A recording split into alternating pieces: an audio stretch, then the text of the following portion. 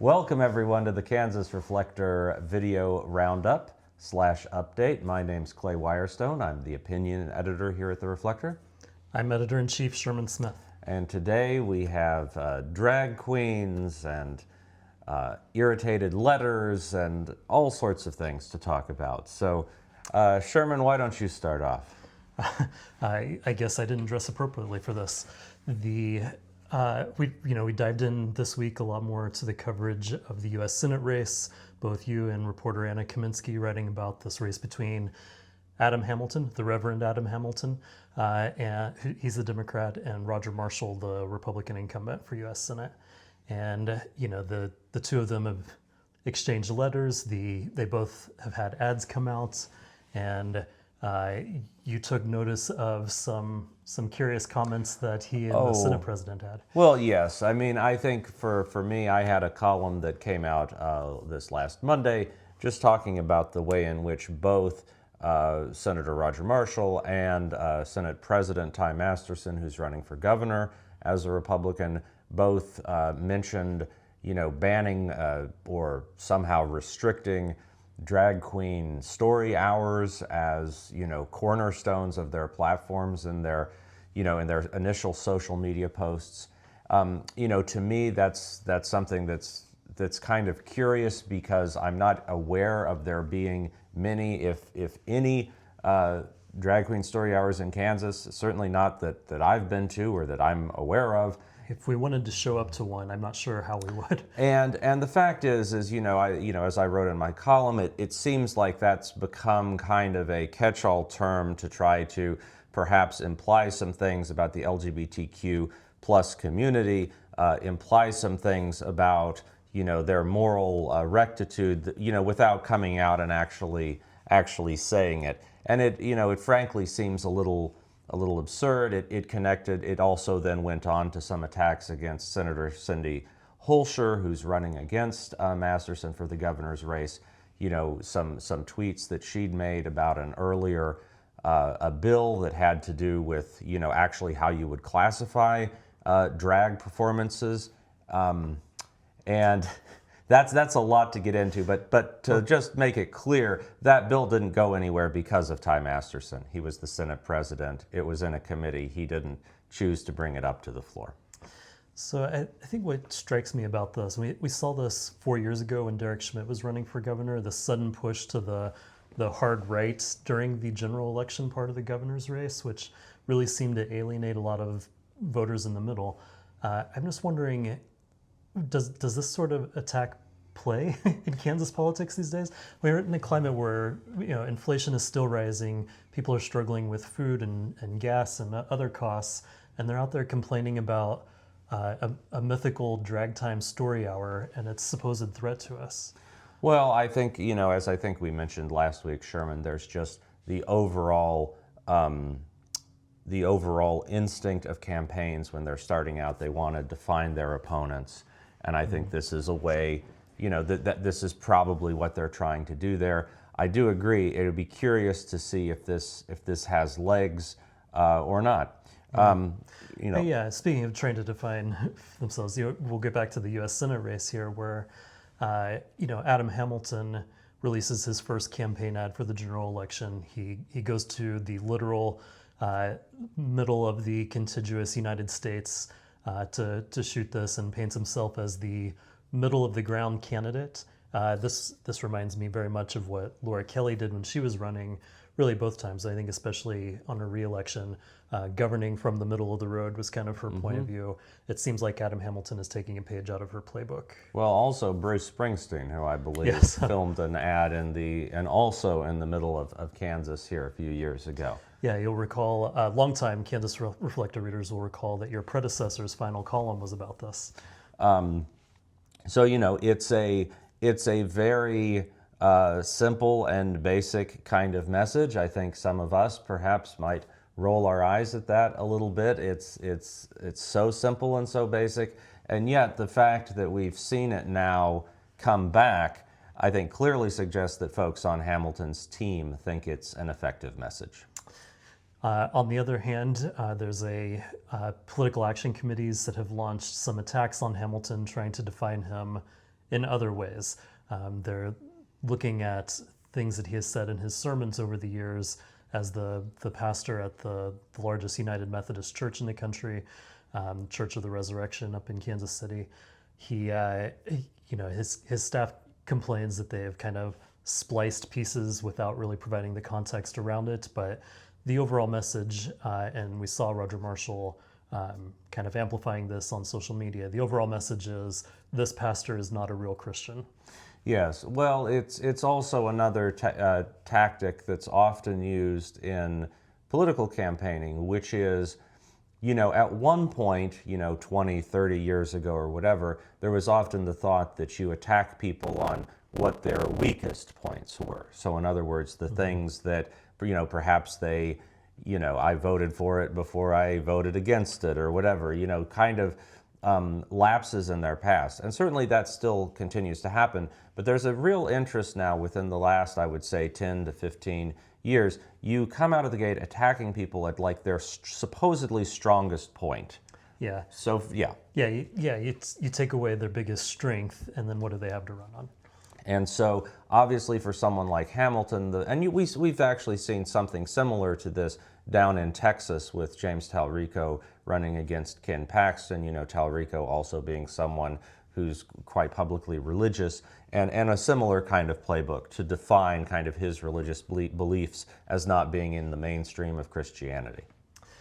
Yeah, I mean, it's interesting to me, too, that this is something that Roger Marshall, other Republicans at times, they kind of wear their faith on their sleeve. It just suggests that they must feel threatened when somebody who's an actual pastor who his entire life has been about his faith enters the political arena. Well, and I think it also just underscores the incredible diversity of faith traditions, honestly, and not to sound like, even more of a liberal than I am, but the United States has a crazy diversity of belief systems, and even something like Christianity, what that means to various folks and various denominations is pretty wide. A while back here I did some reporting with Anna, who's been writing about this race, and with our senior reporter Tim Carpenter, where we talked to members of the church about Adam Hamilton, what they thought of him. There were some people who were concerned about his leadership, but I think one of the interesting things to me is there were people that we talked to who thought he was too conservative and others who thought he was too liberal, sometimes with the very same message. A single sermon could resonate differently across the flock. There wasn't a consensus from the people that we talked to about which side of the political aisle he was on. And, he's cast in with the Democrats, so we'll see how that works. Yes, we'll see. And the other part of this, of course, is that the two of them exchanged letters, the two candidates, Roger Marshall and Adam Hamilton. For many years there have been debates at the State Fair in Hutchinson, which is coming up here in September. These tend to be raucous affairs where candidates are on the stage. They've done debates for both governor and U.S. Senate races. Candidates are on the stage in front of a live audience. There's some choreographed interruptions, we'll say, from the audience, a lot of chanting and banging on things, making noises. It's a wild, fun place to go to see a political debate. Nothing else like this in Kansas. So it appears this year there will not be a U.S. Senate debate as part of the usual WIBW radio debate format. They're the ones that have always done these debates. Adam Hamilton sent a letter calling out Roger Marshall saying, "Why are you scared to debate me?" basically. At the State Fair, Roger Marshall shot back and said, I'm happy to debate you. We just got to find the right media outlet to do this debate, and we'll see, what that looks like, I guess, if it happens. But the subtext to this was complaints about who lives where, right? We've known for a long time there's a lot of complaints about Roger Marshall having this house in Florida and how much time does he really spend in Kansas. Roger Marshall, of course, replied in his letter by addressing it to Adam Hamilton's house at the Lake of the Ozarks in Missouri, as kind of a not so subtle dig. Well, and again, it's a situation where not only do you attack your opponents on their strengths, but you attack them on things that might be your biggest weaknesses. Yes. So turnabout is fair play, so to speak. Yeah, I'm still skeptical that voters ultimately will care about the residency issues or who owns houses where or any of that. It's going to come down to the substance of who these two candidates are and what they're saying about each other. Well, and also just frankly, what shape campaigning takes. I think we've seen in the amendment fight that we had this summer. I think there was, a huge campaign that was waged on television and with mailers. But I think ultimately the anti-amendment folks this summer did a lot of on-the-ground work. They did a lot of coming out and talking to people and trying to educate them about the amendment. Obviously, the general election is different, but you have to wonder with someone like Marshall, who very famously had some big stumbles in public town halls last year, and he is doing a tour of Kansas. Most of the events, I think, notably are not open to the press or the public. Yeah, they seem to be invite-only affairs. He is not going to post a list of time, date, and places where you can show up and ask him questions. He doesn't want that. And so, the question is, right, does that kind of choreographed campaign become a hindrance, especially if you have someone like Adam Hamilton going out and just stumping, everywhere and meeting with people? Yeah. But it's difficult to say. We'll have to see. Also, Sherman, what else? There was something else this week as well. You were a few things. Should note, Anna also wrote about the dark money implications of a recent U.S. Supreme Court ruling that was in last week's podcast. It's worth going back and listening to. That's with Tiffany Moeller, the president of In Citizens United. She was also, of course, one time a Topeka City Councilwoman many years ago. But, basically what we're seeing is just the floodgates have opened with dark money coming in, supporting candidates in all these races. So we have that to look forward to as we get closer and closer to November. Well, the U.S. Supreme Court notably, I believe, this summer loosened some of the restrictions in terms of coordination with party money and campaigns and the like. So yeah, allowing more of that to go on. Just what everybody wanted. Exactly. I think folks noticed there was this terrible situation with a mass shooting in Winfield on August 11th, where Ronald Williams Sr., who had some violent tendencies, had been convicted of crimes in the past, shot and killed his wife and their 4 young children. I think their ages 3 to 9, and then killed himself as police arrived. So there's a Winfield resident who lives next door to the house where this happened. She'd emailed all of the members of the Kansas House with really a very restrained and tactful email. I mean, she said, "I'm writing this with a heavy heart." She said, "There's a situation, I think something could have been done maybe to prevent this. I don't know, but there are these laws that are out there that provide a bunch of loopholes that allow violent people in Kansas to get guns or to own guns. And it seems like there's something that you all could do about this." She sent that late Thursday night, received a reply very early Friday morning from Representative Rick Wilburn. He was a longtime senator who then went to the House for the past 2 years. He is not seeking re-election, Republican from McPherson. And his reply was, he said something about you people and your hypothesis, your gun shaming hypothesis. He said quote, more people are killed by, quote, illegals than anybody else, or something like that, and shame on you, or something like that. So she was not a fan of that. She said she was shocked by that response from Representative Wilburn, and that, there's just something, she said that something just changes inside of you when something like this happens 20 feet from your door. And this is a community that had not had a mass shooting since 1903. And she's really just interested in starting a conversation to see what can be done about this. Well, I think it's really interesting to watch something like this play out as an observer. I've been following and working on various things related to kind of social trust. I think this moves over into a lot of conversations that people have been having about things like data centers.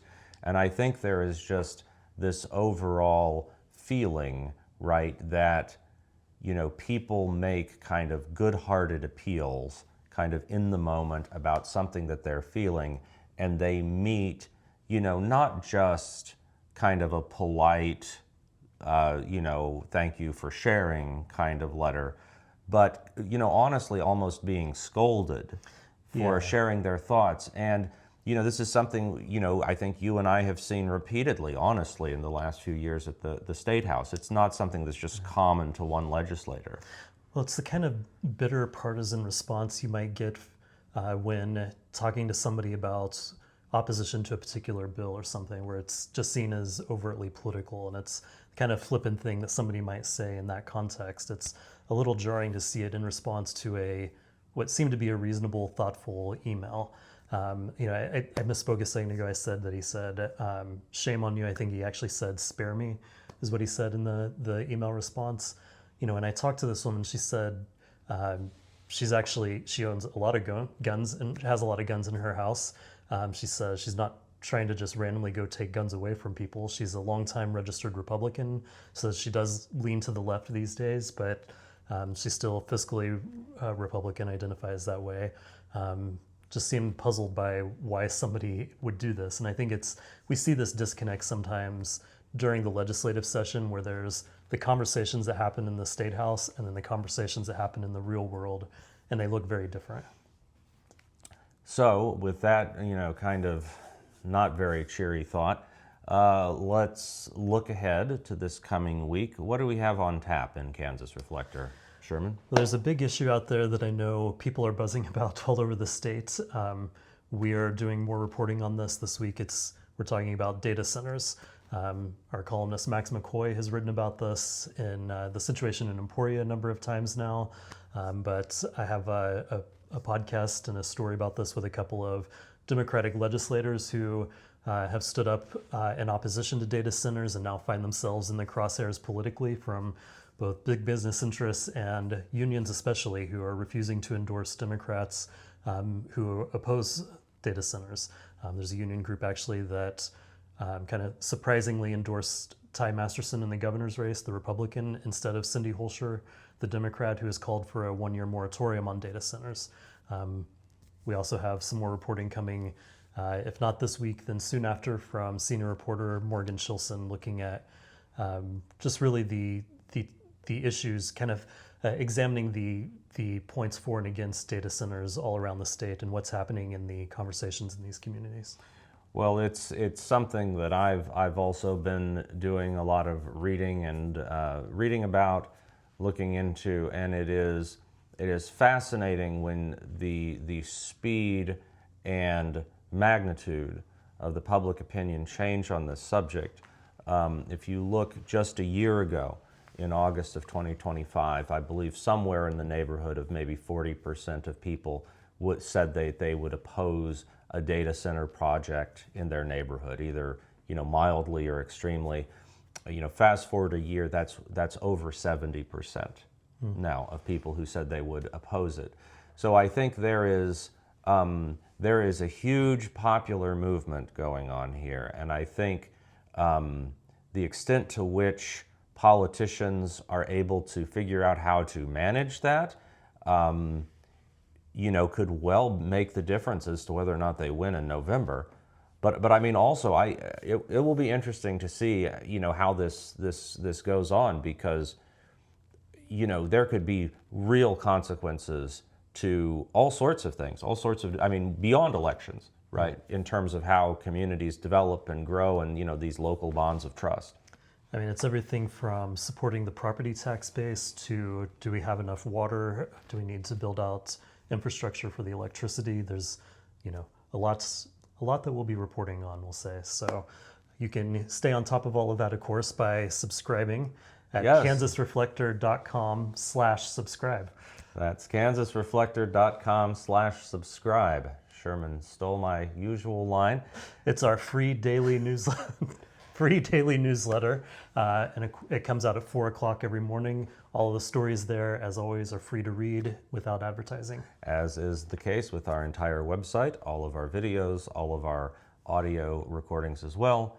It's all there for folks to dig in as you like. Well, thanks so much for joining us. We will be back next week. My name's Clay Wirestone. I'm Sherman Smith.